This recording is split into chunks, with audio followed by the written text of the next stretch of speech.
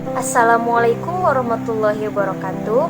Salam sejahtera bagi kita semua. Perkenalkan, nama saya Nur Adila Mukhtari, mahasiswi semester 3 jurusan Pendidikan Guru Sekolah Dasar dari Universitas Pelita Bangsa.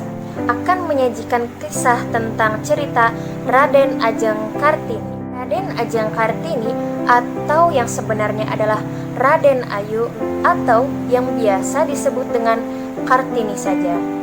Beliau lebih suka disebut demikian, adalah seorang bangsawan Jawa, tokoh Jawa, penggagas emansipasi dan pahlawan nasional yang diberikan langsung oleh Presiden Soekarno berdasarkan surat keputusan Presiden nomor 108 tahun 1964 pada tanggal 2 Mei 1964. Nama Kartini dan cita-citanya sangat disegani dan dihormati banyak orang. Dengan cerita yang akan saya sampaikan nanti, kita akan menjadi tahu bagaimana kehormatan Kartini dan bagaimana kita menempatkan Kartini pada tempat yang sesungguhnya. Kartini lahir pada tanggal 12 April di tahun 1979 di Kabupaten Mayong di Jepara. Di Mayong, Kabupaten Jepara. Dia bersekolah Belanda di Jepara di tempat kedudukan ayahnya menjadi seorang bupati. Kartini pada masa sekolah merasa sangat bebas. Bahkan dia kerap dijuluki sebagai kuda liar dan kerinil karena sangat lincah, pandai melompat, dan cerewet. Kartini adalah cucu dari Pangeran Aryo Condronegoro. Beliau adalah Bupati Demak yang pertama kali mendidik anaknya belajar pelajaran barat. Pada usia 12 tahun, Kartini harus dibingit. Orang tuanya yang bernama Pangeran Adipati Aryo Sostroningrat dan ibunya yang bernama Mas Ayu Ngasirah sangat memegang teguh adat memingit tersebut. Selama 4 tahun dibingit, ia tidak diberikan kebebasannya. Lalu baru pada usia 16 tahun dia diberikan kemerdekaannya. Tetapi Kartini belum merasa puas. Ia ingin berdiri sendiri dan bahkan ia tidak ingin menikah. Pada suatu ketika, Kartini bertemu dengan temannya yang sedang asyik belajar berbahasa Perancis karena akan pergi ke Belanda. Temannya itu bertanya kepada Kartini, "Kartini, apa yang akan kamu lakukan setelah tamat belajar?"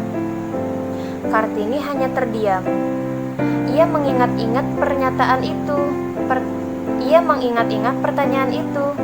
Sesampainya di rumah, pertanyaan itu diberikan kepada bapaknya. Lalu kebetulan ada salah seorang saudaranya, dan langsung menjawab, "Tentu saja, kamu akan menjadi Raden Ayu toh." Wah, giranglah hatinya. Padahal Kartini tidak tahu apa maksud dari Raden Ayu tersebut. Setelah menyelidiki keadaan sekelilingnya, barulah ia sadar apa Raden Ayu itu. Ada banyak Raden Ayu di situ.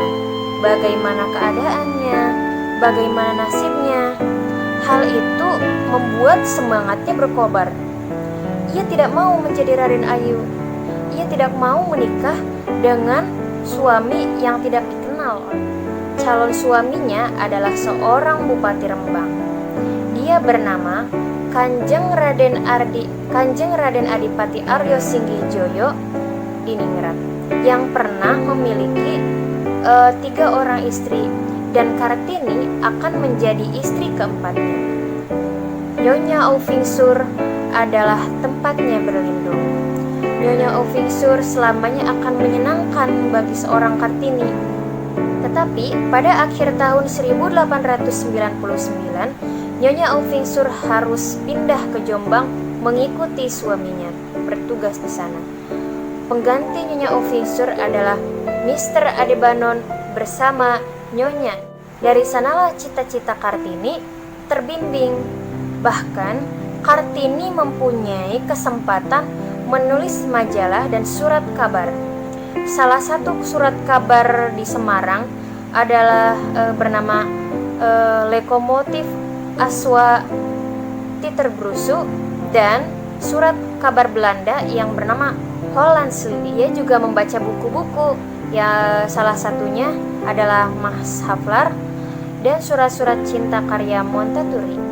Kartini menikah pada tanggal 12 November pada tahun 1903. Beruntung suaminya mengerti betul apa keinginannya, sehingga dia membantu dan mendukung mendirikan sekolah wanita di sebelah timur pintu gerbang Kabupaten Rembang yang saat ini digunakan sebagai gedung pramuka.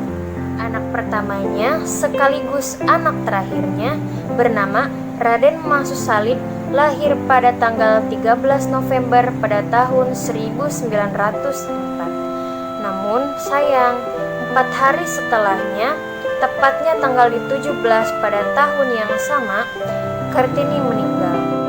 Dan Kartini dimakamkan di Desa Buluk, Kecamatan Buluk, Kabupaten Rembang.